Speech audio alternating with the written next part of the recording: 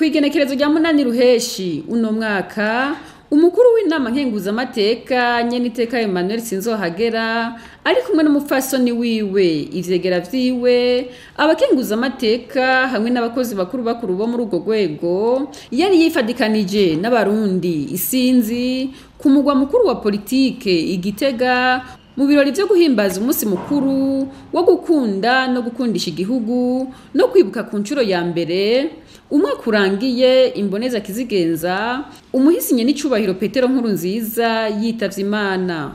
Ivyo birori bikaba vyari vyatewe iteka n'umukuru w'igihugu nyenicubahiro Evariste Ndayishimiye ari kumwe n'umutambukanyi wiwe.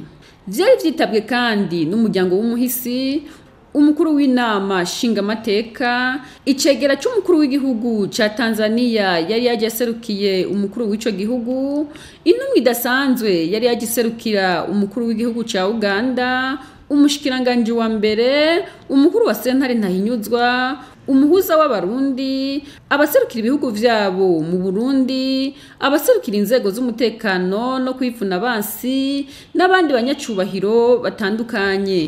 Ivyo birori bikaba vyaranzwe n'umugigwa wo kuganduka ku wahoze arongoye Burundi, indirimbo zo guhimbaza Imana, amajambo atandukanye harimo igice c'ijambo ryashikirijwe na nyenicubahiro Nkurunziza, ijambo ry'Imana ryashikirijwe na Bishop Deogratias Nshimiyimana, intahe yashikirijwe n'umupfasoni w'imboneza kizigenza nyakubahwa Denise Nkurunziza n'ibindi.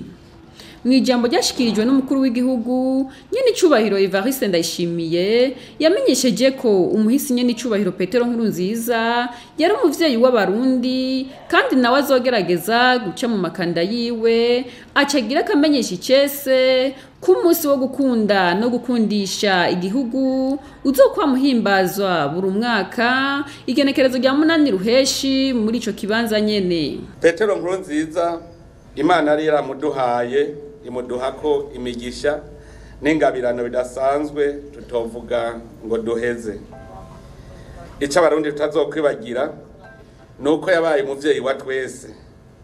Ivyo bikazodufasha natwe guhonyora mu makanda yiwe mu gusasagaza urukundo mu bose rimwe, kwitanga mu gukorera igihugu, gukomeza ubumwe n'amahoro, gusangira ivy'igihugu atawanja wangura nkuko atahengeshanya kubitwigisha. Tugize ivyo niho vy'ukuri tuzoba tumuteye iteka.